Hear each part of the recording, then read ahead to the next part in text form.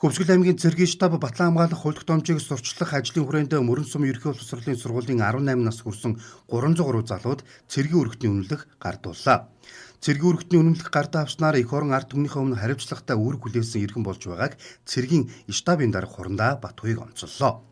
Монгол улсын үндсэн хуулиар дэдлэн иргэний үргээ биелүүлэн эх орныхон халдшгүй дархан байдлыг захин хамгаалах их үйлсэд гар бие оролцохыг залууст уриаллаа.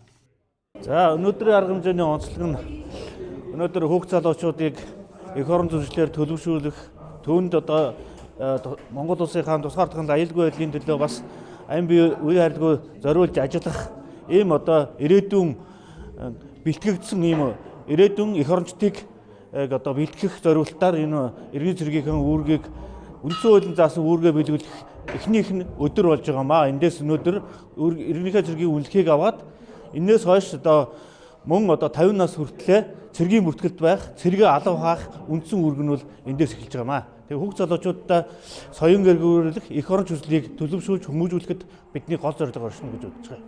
Үнэмлэхээ гарч аваад явж ирсэн сайхан байна, баярлалаа. Тэгээд өнөөс хойш ингээд цэрэгт явна, эх орноо хамгаалсан ингээд эх орныхоо төлөө зүтгэн ихээр сайхан байна. Тэгээд одоо тэгэл цэрэгт явна даа гэдэг шиг сайхан байна.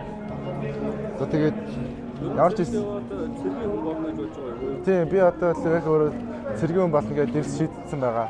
Тэгээд одоо энэ мөрдөгчсээ цагдаа болно гэж бодож байгаа.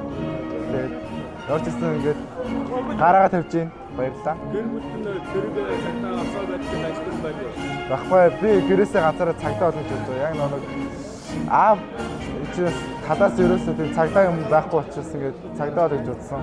Яс ингээд үлгэр жишээ авсан амар олон байдаг болохоор ингээд цагдаа гэж бодсон байгаа. Энэ үеэр залуучуудад хууль эрх зүйн мэдлэг олгох, эх орон жүжиглийг төлөвшүүлэх сургалт зохион байгуулж, Хилийн цэргийн интиг 257 дугаар анги, онцгой байдлын газар, зэвсэгт хүчний 321-р тусгай салбарын зэвсэг техник холбооны хэрэгсэл, цэргийн хүнс хувцас хэрэгслийг сурталчлан таниуллаа. Монгол улсын баатараа даваад өржийн нэрмжит Хилийн цэргийн интиг 257 дугаар ангийг хил хамгаалахад ашиглаж байгаа сүүлийн үеийн тоног төхөөрөмжүүдийг мөн танилцуулжээ. Орчин цагт зэвсэг үүсгэн байгуулагчийн 104 жил Монгол цэргийн өдрийг тохиолдуулан Монгол улсын ерөнхийлөгчийн ханаачлагаар одоо эх орон жүжиглийг төлөвшүүлэхийн арга хэмжээнд зохион байгуулж явж байна. За орчин цагт хил хамгаалах байгууллага хүн нэг бүрийн зэвсэг, за мөн одоо хилчдийн одоо өмсч хэрэгжилж байгаа ховц хэрэгслүүдийг энэ хүүхдүүдэд үзүүлэх, за ер нь өөрөөрөө бахархах, ер нь эх орны үн цэн гэж юу байдیں۔ Эх орныг хамгаалахад одоо ямар одоо техник хэрэгслүүд шаардлагатай байдیں гэдэг энэ зүйлсүүдийг бас бид бүхэн өнөөгийн одоо хил хамгаалтанд ашиглаж байгаа зэвсэг техник, хувц хэрэгслүүдийг бас дэлгэн үзүүлж байна.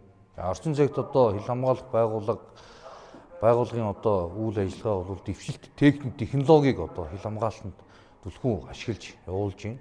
Монгол цэргийн өдөр Мөрөн сум ерөнхий боловсролын сургуулийн 18 нас хүрч байгаа 300 гаруй залуус цэргийн өргөтний үнэлгээ гардан авч эх орон ард түмнийхээ өмнө хариуцлагатай үүрэг хүлээсэн иргэн боллоо.